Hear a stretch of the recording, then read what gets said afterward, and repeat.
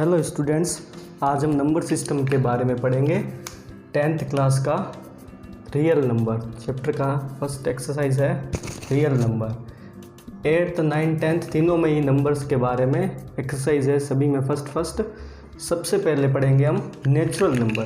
प्रकृति में जब भी ये गिनने के लिए अंकों की जरूरत पड़ी तो मान लो सबसे पहले 1 आया, उसके बाद 1 के साथ 1, इस तरह से 1 1 करते करते 1 और 2 3 4 इस तरह से नंबर सिस्टम नंबर स्टार्ट हुए। तो जो इस नंबर 1 से स्टार्ट होते हैं 1 2 3 4 आगे चलते रहते हैं तो उनको बोलते हैं नंबर, नेचुरल नंबर, प्राकृतिक संख्या। उसके बाद 0 आया, 0 के बिना नंबर सिस्टम पूर्ण नहीं था। तो उसके बाद 0 आया, 0 के आते ही 0 1 2 3 4 5 इस तरह से स्टार्ट हो गए, तो उसको बोलते हैं पूर्ण संख्या, होल नंबर। 0 के आते ही नंबर सिस्टम है वो पूरा कंप्लीट हो गया। इसी तरह से हम 1 0 1, 0 के बिना 9 से आगे लिखना पॉसिबल नहीं था। इसके बाद 0 आया। उसके बाद पढ़ेंगे इवन नंबर। इवन नंबर क्या होता है? 2 4 6 8 10 ये जो भी है वो जो 2 से डिवाइड होती है वो होता है सम संख्या, इवन नंबर। उसके बाद पढ़ेंगे ओड नंबर। ओड नंबर होता है 1 3 5 7 9 11, ये सभी ओड नंबर, इसको हम बोलते हैं विषम संख्या, इसको हम बोलेंगे विषम संख्या। इसी तरह से इंटीजर हैं, ये आने के बाद एक नई दुनिया और आई प्लस माइनस की। प्लस माइनस के साथ में हम पढ़ेंगे -6 -5, इधर भी संख्या प्लस की है, इधर माइनस की स्टार्ट हो गई, ये ऋणात्मक हो गया, धनात्मक हो गया, इंटीजर ये हो गए नेगेटिव इंटीजर और पॉजिटिव इंटीजर। इसी तरह से -6 -5 और ये सारे हो गए इंटीजर, इसके अंदर हो गए ये नेगेटिव और ये हो गए पॉजिटिव इंटीजर। इंटीजर को बोलते हैं पूर्णांक, इंटीजर को बोलेंगे पूर्णांक। प्राइम नंबर, प्राइम नंबर वो नंबर होते हैं 2 3 5 7 11, ऐसी संख्या जो खुद के नंबर के अलावा 1 से डिवाइड होती है। ओनली खुद की संख्या के बाद ओनली 1 से ही डिवाइड हो, उसको हम बोलेंगे प्राइम नंबर। ये होती है अभाज्य संख्या, ये होती है अभाज्य संख्या। जैसे 2 है, 2 को 2 एंड 1 से ही डिवाइड कर सकते हैं। 3 है, 3 को ले लो, 3 को 3 एंड 1 से डिवाइड कर सकते हैं। 5 को ले लो, 5 एंड 1 से ही डिवाइड कर सकते हैं। तो ये हो गई अभाज्य संख्या। उसके बाद होता है कंपोजिट नंबर। कंपोजिट नंबर वो होते हैं जो खुद के नंबर के साथ साथ अन्य दूसरे नंबर से भी वो डिवाइड होते हैं, उसको बोलते हैं भाज्य संख्या। भाज्य यानी कंपोजिट नंबर। जैसे 4 है, 4 1 से डिवाइड होता है, 2 से होता है और खुद के नंबर 4 से भी डिवाइड होता है। उसके बाद हम ले लेते हैं 6 1 से होता है, 2 से होता है, 3 से होता है और खुद 6 के टेबल से भी डिवाइड होता है। तो ये होता है भाज्य संख्या, कंपोजिट नंबर। उसके बाद हम पढ़ेंगे रेशनल नंबर होता है परिमेय संख्या। रेशनल नंबर को कहते हैं परिमेय संख्या। ऐसी संख्या जो फ्रैक्शन में हो सकती है, 6/14, 18/15, 149/637, इस तरह से ये संख्या हो सकती है। परंतु इसमें एक शर्त लागू होती है कि डिनोमिनेटर में 0 नहीं होना चाहिए। डिनोमिनेटर में किसी भी कंडीशन में इसके नीचे डिनोमिनेटर में 0 नहीं होना चाहिए, तो ये रेशनल नंबर कहलाता है। रेशनल नंबर की पहचान कैसे करेंगे? रेशनल नंबर की पहचान ये होती है terminate after a define decimal expansion. Decimal है वो एक्सपेंशन हो सकता है, परंतु एक निश्चित समय के निश्चित डिजिट के बाद अपने आप ही ये पूरी तरह डिवाइड हो जाता है और ये पूरे से भाग चला जाता है, मतलब भाज्य हो जाता है। 15/8 इसके अंदर आंसर होता है 6.25। ये एक निश्चित संख्या के बाद ये पूरी तरह से भाग से डिवाइड हो जाता है, डिवाइड। उसके बाद आता है इसके अंदर 10/2, इसके अंदर 5, ये पूरे से डिवाइड है तो इसका कुछ हो ही नहीं सकता, ये तो डिनोमिनेटर है ही है, रेशनल नंबर है ही है। परंतु इसके अंदर एक शर्त लागू होती है 0/2, मतलब ऊपर है वो जीरो हो सकता है, परंतु डिनोमिनेटर में है वो जीरो नहीं हो सकता। डिनोमिनेटर में किसी भी शर्त में वो जीरो नहीं होगा, तभी वो रेशनल नंबर कहलाएगा। Non terminate but repeating, non terminate but repeating. 10/3 में क्या होता है, आंसर होता है 3.3333333। इसके अंदर बार बार रिपीट होता रहता है, 333 बार बार रिपीट होता रहता है। इसमें टर्मिनेट एक जगह पर ये बंद नहीं होता, ये चलता ही रहेगा 3 अगेन एंड अगेन आता ही रहेगा, मतलब रिपीटिंग होता रहेगा, तो उसको बोलते हैं रेशनल नंबर। ये शर्त है इसकी, रेशनल नंबर होगा।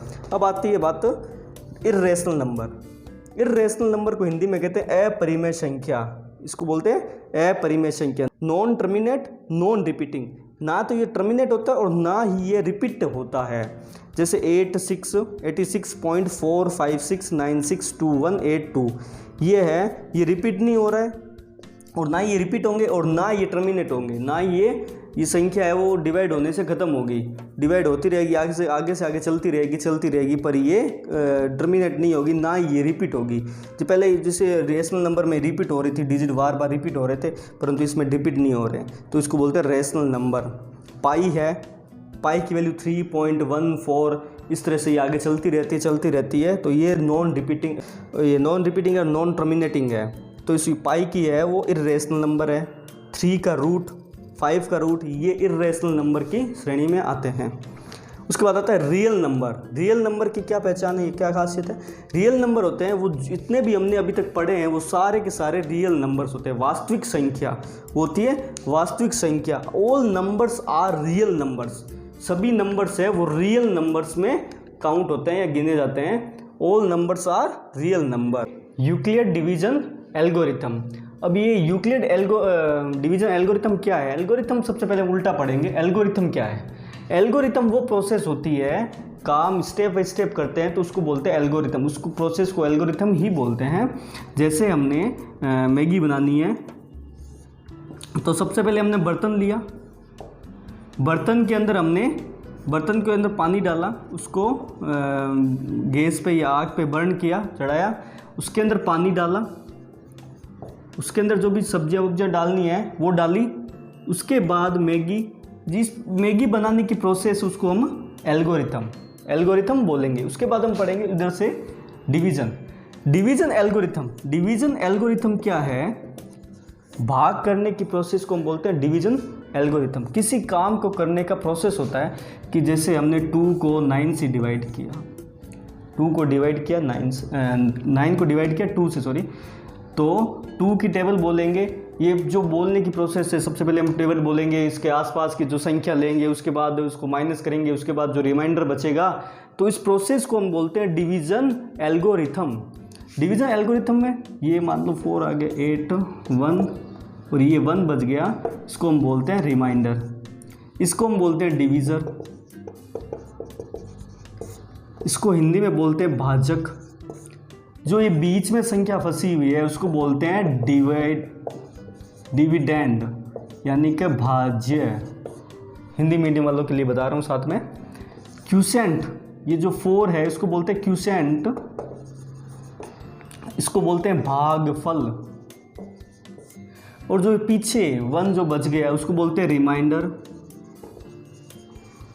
इसको बोलते हैं शेषफल। ये जो प्रोसेस है 2 को 9 को डिवाइड करने की प्रोसेस है उसको बोलते हैं डिवीजन मेथड। अब आप बोलोगे तो हमें आती है डिवीजन, तो ये अब पढ़ेंगे यूक्लिड। उसके बाद जो है यूक्लिड क्या चीज़ है? यूक्लिड है ग्रीक मैथमेटिशियन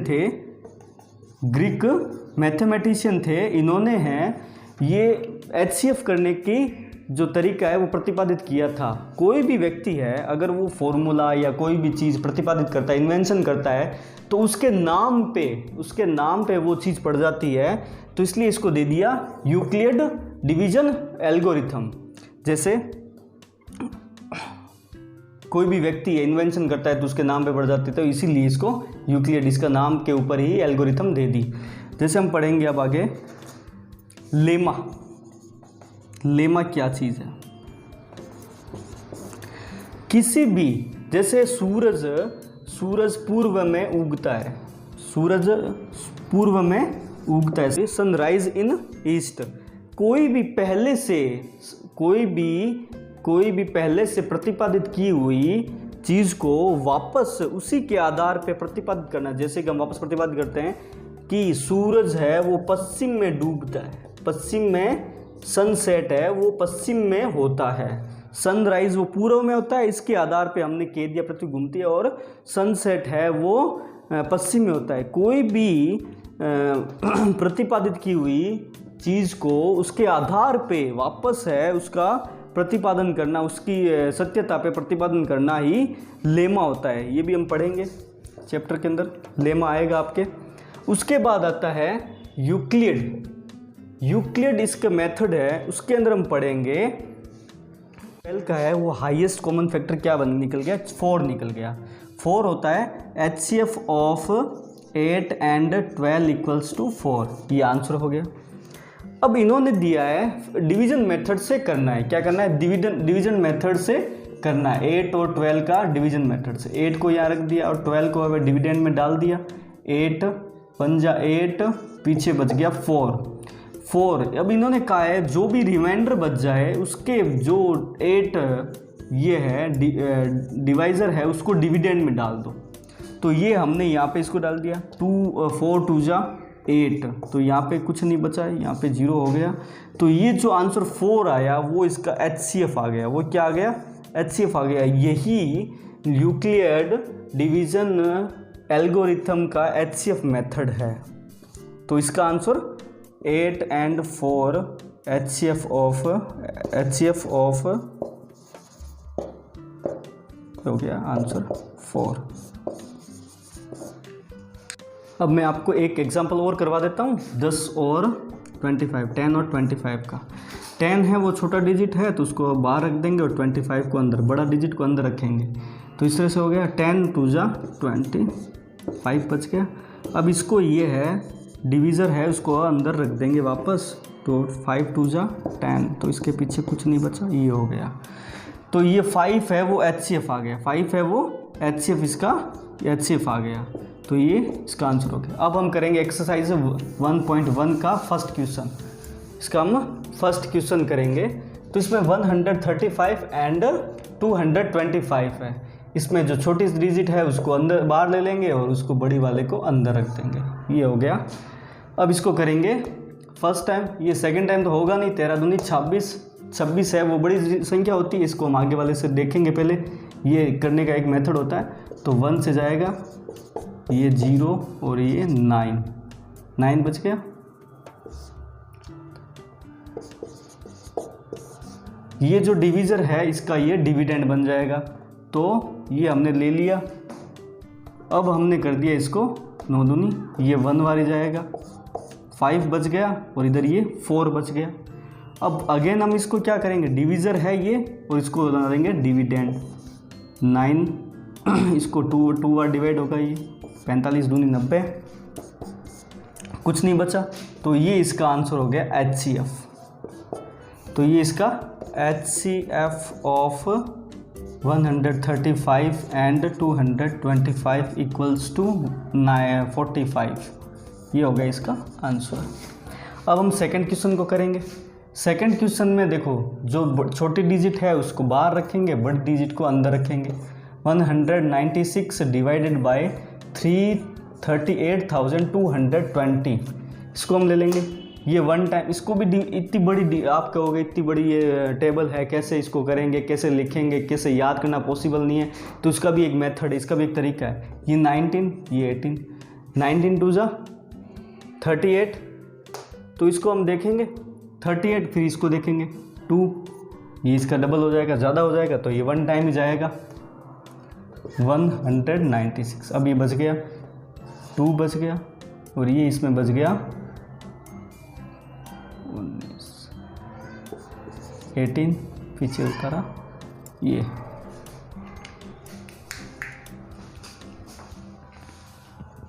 अब हम इसका सेकंड क्वेश्चन करेंगे 19638,220। अब बड़ी वाली संख्या है वो अंदर की तरफ, छोटी वाली संख्या है वो बाहर की तरफ। अब आप कहोगे ये इतना बड़ा टेबल है वो कैसे लिखेंगे, कैसे करेंगे, याद थोड़ी ना होता है ये। तो इसको हम एक तरीका है 19 और 18 आगे वाले टू डिजिट को हम लेंगे। 19 टू जाए 18 नहीं 38, 19 टू जा 38। तो ये 2 से फिर हम 2 से करेंगे, देखेंगे तो ये ज़्यादा हो रहा है तो 1 से डिवाइड करेंगे इसको, 196। तो ये बच गए यहाँ पे 6 और ये बच गए यहाँ पे 8। ये 2 है वो ऊपर से लिया।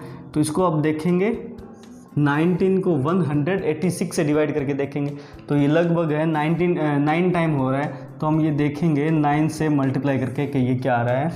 तो इसका आ रहा है 36 करके देखेंगे। अब 1764 आता है इसके अंदर, उल्टा पुल्टा लिख दिया। अब हम इसको करेंगे 9 टाइम, यहाँ लिख दिया, ये आ गया 8, इसको आ गया 9, ये 0 है ऊपर से लिया। अब इसको हम 0 पीछे आ गया तो हम एक बार 5 से इसको डिवाइड करके देखते हैं, इसको 5 से मल्टीप्लाई करके देखते हैं। 196 तो ये आ गया 0, ये आ गया 8, ये आ गया 980। 980 है वो, ये अब पूरा डिवाइड हो रहा है, कुछ नहीं बच रहा है 0। तो इसका आंसर आ गया 196। इसका HCF है वो, इसका ये आ गया। तो लिखेंगे HCF ऑफ 196 एंड 38220, इसका आ गया इक्वल्स टू 196 आंसर। अब इसका चाहे स्क्रीनशॉट ले लो, चाहे आप उतार लो, उतारना है तो मैं साइड में बताता हूँ। अब आप कहोगे इसका थर्ड क्वेश्चन और है सर, इसका थर्ड क्वेश्चन है। तो वो थर्ड क्वेश्चन है वो आप लोगों के लिए छोड़ा है, वो आपको ही करना होगा, तभी तो पता चलेगा कि आपको क्वेश्चन आया समझा कि नहीं समझे, इसलिए ये थर्ड क्वेश्चन आपके लिए छोड़ा है।